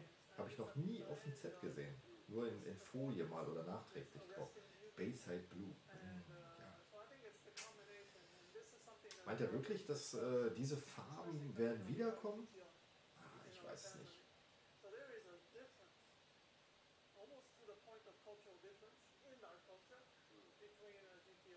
Deutschen werden sowieso wieder nur schwarz, weiß oder silber kaufen. Ohne Flachs, ich hatte neulich bei mir auf dem Parkplatz bestimmt 10 schwarze Z auf einen Haufen stehen. Das ist ja nicht mehr feierlich gewesen. Nächste Frage. Difference in our culture between a GTR and a Z, and we share this, we talk about this, because when we start a new one, you know, you need to make sure that you inform your intuition as you leap forward. So this stuff is great. Right. Okay. Lib, I hope that answered your question.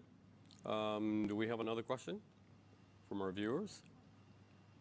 Okay, we have... Also schön, dass Sie Fragen stellen, die nicht mal die beiden beantworten können, weil die so hohl sind. Ganz ehrlich. Gut. Ist aber zum Glück die letzte Frage, haben Sie gesagt. Also danach geht es hoffentlich dann ans Eingemachte.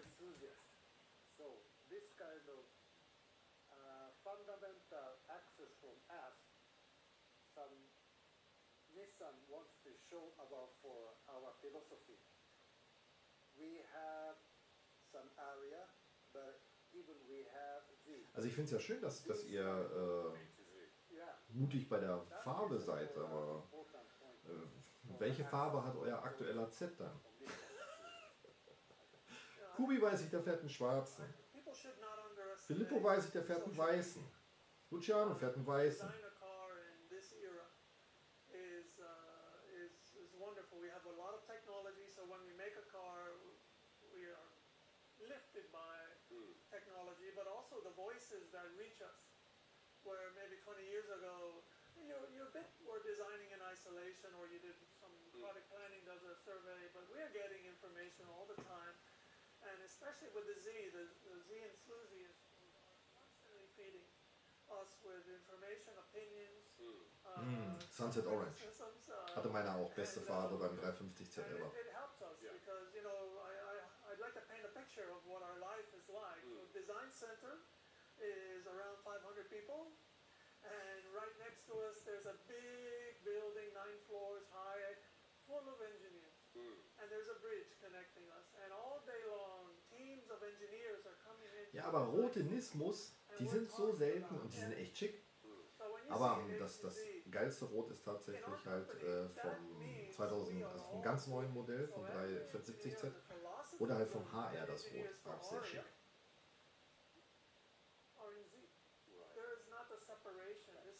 Oh, das erste Blau vom 370Z, das fand ich schrecklich. Das zweite Blau oder das Dunkelblau jetzt auch sehr schick. Das habe ich bisher nur 2 oder 3 Stück gesehen, aber noch keinen tatsächlich auf dem Hof gehabt von diesem neuen Dunkelblau. Sometimes it's nation. The other hand to say for R&D or a designer or product planning. Also we have a Silbernen ist Moos auch super selten. Hatte ich aber schon ein paar. And make about for nice meals. And that is not nice meal. The best of the best, you know, product. That is the, for example, Z. Right. Okay. But can you say that this is a question for me? Because of social media. This is maybe a car that incorporated a lot of the feedback from the fans, from the Z fans. Do you think that's the right assessment? Schalt euch nochmal drauf, mal gucken, was wir jetzt noch zu melden haben, weil die Frage ist ja die letzte beantwortet. Sorry, not nice meal. The best of the best, you know, product. That is the, for example, Z. Z, right, okay. But can you say that, this is a question for me, because of social media, this is maybe a car that incorporated a lot of the feedback from the fans, from the Z fans. Do you think that's the right assessment? Well, I think it confirmed. Because obviously social media didn't know we were starting when we were starting. Yeah. But I think it was almost up to a bizarre level. Right. Because really the Z enthusiasts are of every age, every generation. And you have some kids who were born way after, you know, the 240. Right, yeah. Who are speaking about the 240 suddenly as if it's their absolute, I must have this car, I love this car. Yeah. And I don't think 20 years ago that was necessarily exactly the case. There was always some of that. Right, yeah. But, and this kind of, it made us more buoyant. It filled us with oxygen because, yes, so some of the feelings that we are having, these are echoed, and it doesn't matter the age of the person. Right. People love the Z. And well, here's the latest evolution. We're kind of running out of time. I'd like to ask some more questions, but thanks to all the people that participated in this event. Thanks for the amazing questions, and thank you, Alfonso, and thank you, Tamina-san, for your insights. Oh, wow. Das war es schon tatsächlich. Hätte ich jetzt nicht gedacht. Crazy.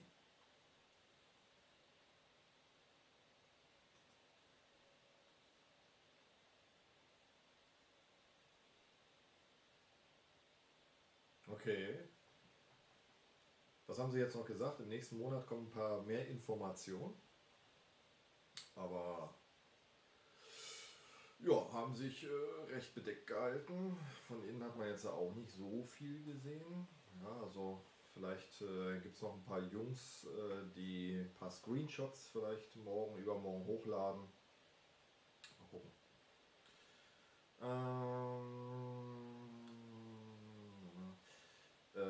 Ja, also ich hatte mal einen Kunden, der hatte dieses Brickyard gehabt.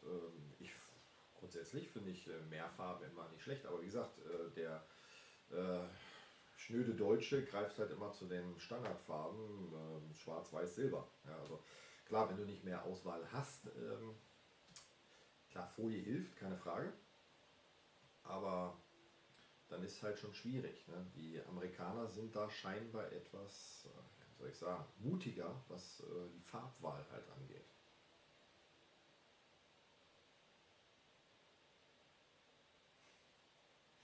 Luciano. Nobody knows. I say Z. That's only one letter and that's it. So there was no sign on the back. There was only in the middle the Z and the rear fender. There was only the Z. There was no 350, 370, 400 or whatever. No fair lady. So I think the name will be Z only. That's it.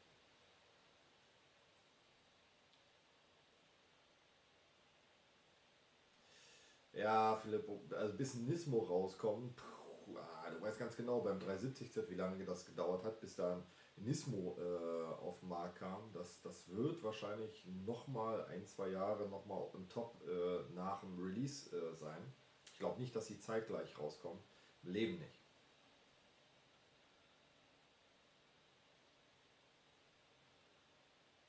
Ja, Apple hat mich heute auch enttäuscht. Kein neues iPhone vorgestellt. Meine Güte. Ja, gut.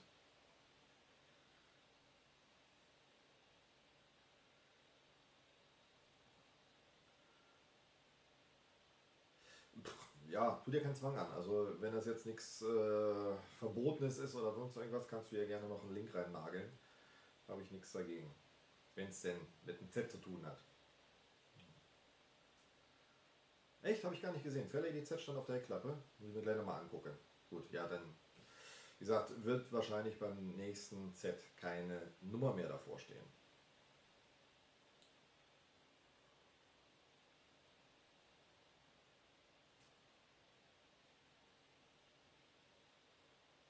Ja, ja.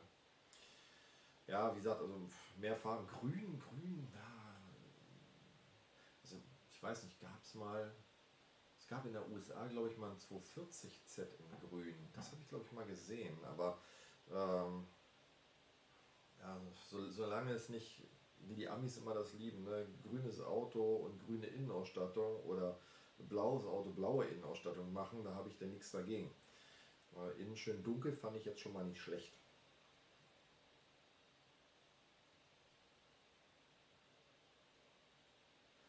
Ja, wenn ich überlege, diese ganzen Renderings und diese Hobbyartisten, die im Vorfeld irgendwelche Sets gemalt haben oder sowas, ne, und gerendert haben und aus sich irgendwelchen 10.000 Autos sich eins zusammengebastelt haben oder sowas. Was jetzt tatsächlich daraus geworden ist, ist nun mal ganz anders geworden.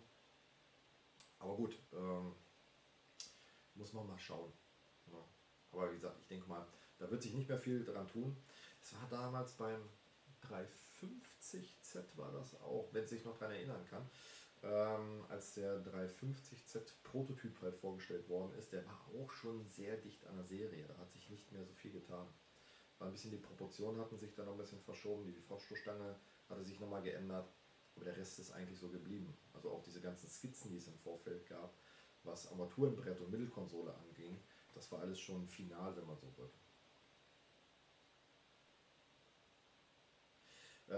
Über Deutschland wurde gar nichts gesagt oder über Europa grundsätzlich. Die haben primär ihre Hauptmärkte begrüßt. Europa war nicht dabei. Wen hätte das gewundert? Ja, also es ist nicht fix. Es wurde nichts drüber erwähnt. Und wie gesagt, da müssen wir jetzt wahrscheinlich den nächsten Monat noch abwarten, wo sie gesagt haben, da passiert noch mal ein bisschen mehr.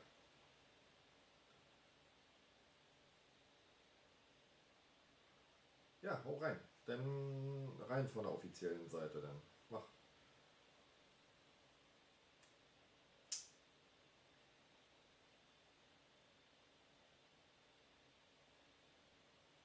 Ja, also wie gesagt, also das sah halt auch noch ein bisschen klobig aus damals beim 350er. Ich habe, glaube ich, noch die Bilder und die Zeichnungen bei mir auf dem Arbeitsrechner. Die müssen wir mal rauspinnen, da kann man vielleicht noch mal eine kleine Story daraus bauen, wie dann letztendlich, oder wie der Prototyp war und dann letztendlich das finale Fahrzeug. Aber ja, wer sich noch daran erinnern kann, 370Z, als der auf den Markt kam, hat jeder gesagt, um Gottes Willen, wie könnt ihr denn so eine Scheinwerfer und so eine Heckleuchten machen? Mittlerweile hat sich jeder daran gewöhnt. Ja, aber es ist ja auch lange Zeit vergangen, in der man sich halt daran gewöhnen konnte. Ach so, ja, sorry. Ja, wenn die entfernt werden, dann, keine Ahnung, weiß ich nicht. Kann ich jetzt erstmal nicht ändern. Das ist wahrscheinlich hier so ein Spam-Filter oder sowas. Aber wenn du sagst, das steht auf der offiziellen Nissan-Seite oder so, dann könnt ihr da mal danach gucken, das ist ja kein Problem. Ja, nee, handfestes war es jetzt nicht, außer dass bestätigt worden ist, dass es ein V6 Biturbo sein wird. Das wurde definitiv mehrfach gesagt. Was ich jetzt so rein technisch gesehen habe, ist halt wirklich so die große Bremsanlage. Für mich halt eine GTR-Bremsanlage. Stand aber kein, also konnte ich jetzt so nicht erkennen, kein Brembo drauf oder ähnliches. Felgen waren sehr schick. Und wie gesagt, die Farbkombination Gelb und Bronze geht für mich eigentlich gar nicht.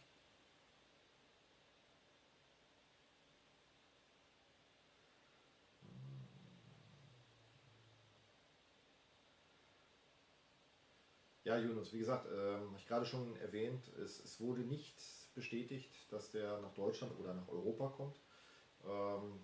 Das wird jetzt wahrscheinlich innerhalb der nächsten Wochen halt klargestellt werden. Ich denke mal, aber es wird erst mehr technische Aspekte halt preisgegeben, bevor halt gesagt wird, was kostet der und wann wird er ausgeliefert und wo wird er überhaupt erscheinen.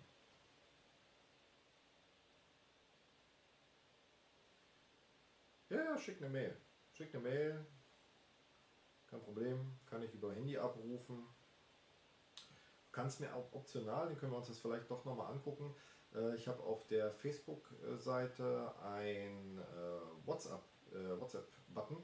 Da kannst du mir den Link auch schicken. Das kann ich hier über Web-WhatsApp halt aufmachen. Das ist kein Problem.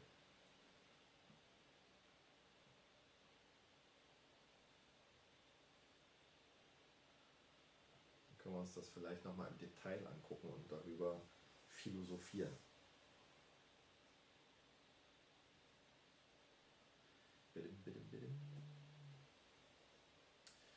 Ja, alles in allem, wie gesagt, ihr müsst euch unbedingt mal vom Dodge Demon die Präsentation angucken und dann vergleicht das mal bitte mit der Geschichte hier. Gut, also die Präsentation, wenn ich das richtig mitbekommen habe, hat in Japan tatsächlich stattgefunden, nicht in der USA. Und dementsprechend ist sie sehr japanisch, dezent, zurückhaltend ausgefallen. Und ja, nicht wie die Amis das machen mit der Brechstange. Ja, guckt euch unbedingt mal die Dodge Demon Präsentation an. Das ist der Wahnsinn. Richtig, richtig gut. Aber auch die Internetseiten von Dodge zum Beispiel, die sind nicht zu vergleichen. Guckt euch dann bitte mal BMW-Seite an, eine Mercedes-Seite oder eine VW-Seite. Und dann guckt euch mal die Dodge-Seite an. Da wo der Demon drauf ist oder sag schnell. Der Red Eye zum Beispiel, die Hellcat, allein die Namen, ja, das fällt hier in Deutschland keinem ein. Ja. Ja, wir haben seit 60 Jahren Golf, der heißt weiterhin Golf. Ja. Und, gut, das haben sie jetzt beim Mustang auch gemacht, so ist nicht, aber Mustang an sich war halt schon ein cooler Name. Da muss man nicht jetzt nach irgendwelchen Wasserströmen oder Winden benennen, so eine Autos. Das ist ja nun auch so eine Eigenart von VW immer gewesen.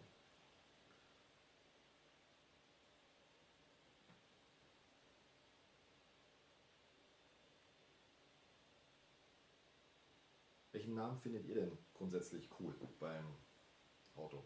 Ich fand ja immer, wie gesagt, bei den Amerikanern die Namen wirklich sehr gelungen. Ja? Caliber, Nitro, Challenger, das sind halt wirklich Namen, das hat sich ein Mann ausgedacht.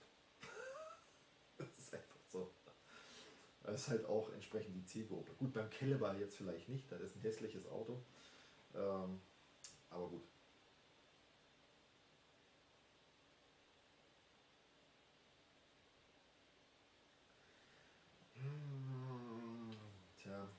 which are we don't know.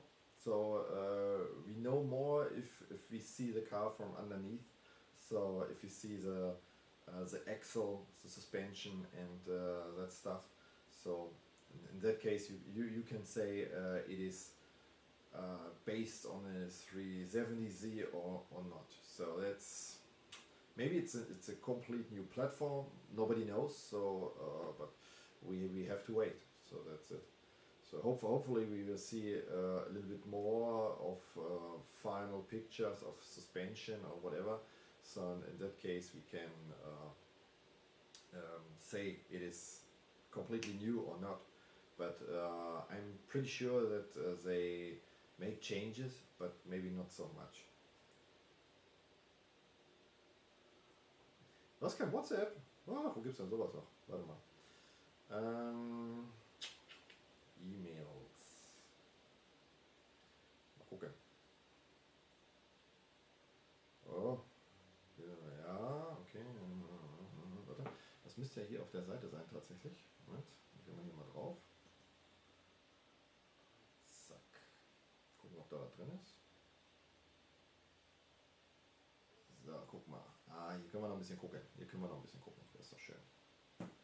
Dann machen wir doch jetzt mal. So. Ach, guck mal an. Ja, habe ich nicht gesehen. War auf der rechten Seite tatsächlich. Hier sieht man, ich gehe mal mit der Maus hin, das Fairlady Z. Und zwar genauso schräg geschrieben wie damals beim 240Z. Die hatten das da so schief draufgenagelt. Hier unten in der Mitte das Z finde ich auch schick. Gut, wird bei uns wahrscheinlich dann oder bei den Amis auch durch ein Kennzeichen überdeckt werden. Endrohre sind ganz nice. Finde ich ganz gut. Schön dicke Backen hat er. Schweller finde ich auch schick. Hier schön reingezogen. Na, ein Traum. Finde ich gut. Aber was mich wundert tatsächlich, kein Seitenblinker. Das ist natürlich für den europäischen Markt, aber ich sehe auch hier keine seitlichen Reflektoren. Ne? Die Amis brauchen hier die seitlichen Reflektoren, wir brauchen noch einen seitlichen Blinker. Na, entweder ist der jetzt natürlich noch im Spiegel drin oder sowas, aber Reflektoren müssen auf jeden Fall für den amerikanischen Markt noch ran. Da weiß ich nicht, wo sie die hinnageln wollen. Ja, müssen wir mal gucken. So, was haben wir denn hier noch? So, da ist noch irgendein Video. Da sind die Generationen. Genau, 240. So. Z31. Welchen Z findet ihr denn am schönsten?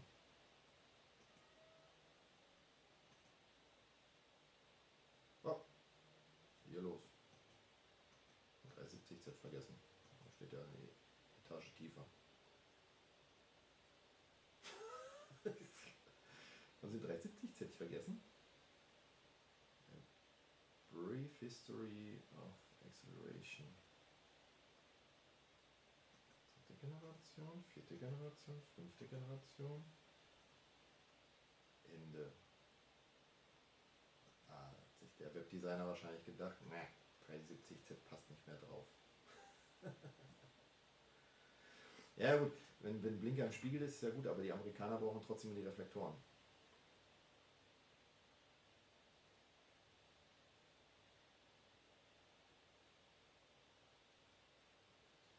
So, true to its DNA.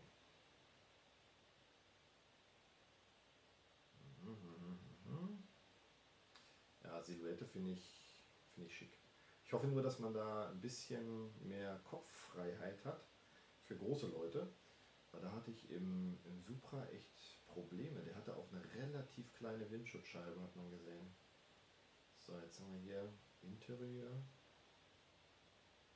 Das sieht schon echt gut aus. Man sieht hier auch noch die Mittelkonsole. Dann haben wir nur 2 Drehregler dran, wenn ich das richtig sehe. Alles andere sind Sensorflächen. Das ist nice. Die Lüftungsdüsen sehen auch aus wie vom alten Modell. Dann haben wir da oben 3 Rundinstrumente. Schade, dass man jetzt wahrscheinlich keinen anderen Blickwinkel hat.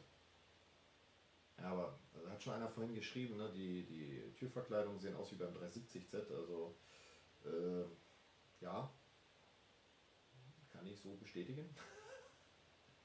Und ich bin mir sicher, wenn ich den Türgriff ausbauen würde, da würde auch wieder die 370Z Teilenummer draufstehen. So. Explore the Nissan 370Z. Warum?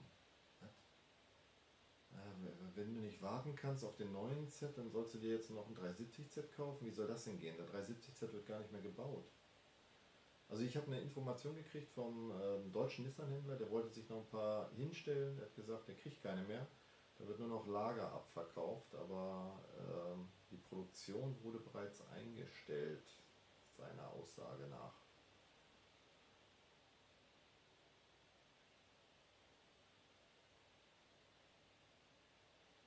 Ja, also hier von der Seite gesehen ist natürlich schon kantig vorne.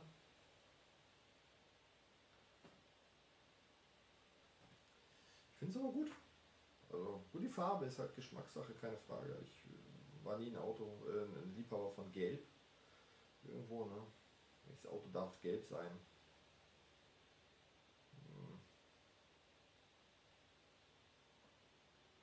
Der Viper? Keine Ahnung, weiß ich nicht, aber gelb gefällt mir nicht. Ja. Vielleicht ist das aber auch so ein Perleffekt-Gelb oder sowas, wie das aussieht. Das schimmert so ein bisschen, das changiert so ein bisschen die Farben.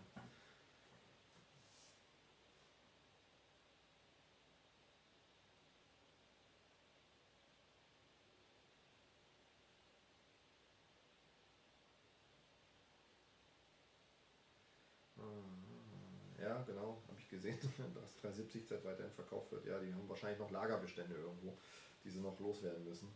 Also, ja, wenn wir Pech haben, kriegen wir eine neue Sonderedition irgendwo, ne, dass sie dann irgendwie einen Sticker drauf machen. Wie vorhin gesagt wurde, was war das? Final Edition oder sowas. Ne? Die letzten.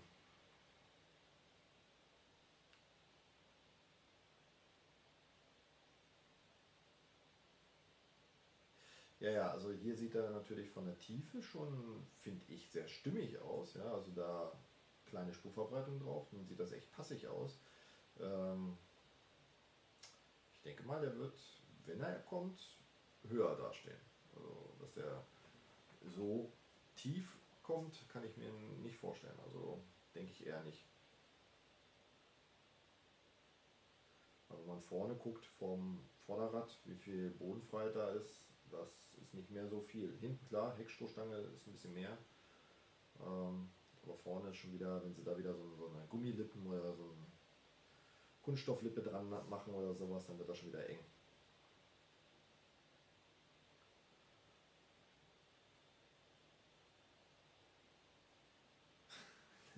Genau, richtig. Right, Luciano. Only car which should be yellow is a New York taxi. Lamborghini in Gelb. Wow, ich weiß nicht. Na, Lamborghini hat immer so extreme Farben, ne? So Neongrün und Neonorange und sowas alles. Geht immer gefühlt irgendwie alles. Ja, also Gelb, ja.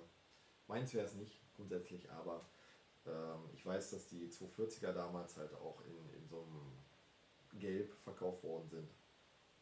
Ja.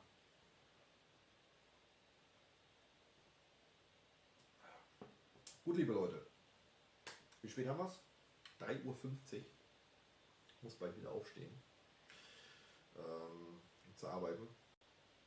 Ja, ich hoffe, es hat euch Spaß gemacht, hier live bei der Digital Unveil dabei zu sein vom neuen Z Proto. Und wenn ihr noch Fragen habt oder so, dann ich werde noch 5 Minuten im Chat drin bleiben. Ansonsten würde ich jetzt den Livestream beenden und dann ja, schauen wir mal, was die nächsten Wochen so noch hergeben an Informationen. Da werden wir eventuell dann auch noch mal ein kleines Video drum drehen oder sowas. Ich denke mal, ein Livestream, wenn Nissan jetzt nochmal ein Event hat oder sowas, dann können wir das vielleicht nochmal machen. Ansonsten machen wir ein separates Video. Ja, ansonsten fand ich es cool, dass ihr dabei wart, dass ihr euch so spät noch aufgerafft habt oder wach geblieben seid, um dabei zu sein. Wir haben ein bisschen Gas gegeben hier, damit wir euch das vernünftig präsentieren können. Und ja, ansonsten sage ich bis zum nächsten Video oder Livestream, weiß ja nicht. Ich weiß jetzt, dass es funktioniert und es macht irgendwie auch Spaß, finde ich. Und von daher sage ich bis demnächst. Und wie gesagt, ich bin noch 5 Minuten im Chat, aber Video schalte ich jetzt erstmal ab. Ich bin mega müde auch schon mittlerweile. Also, bis dann.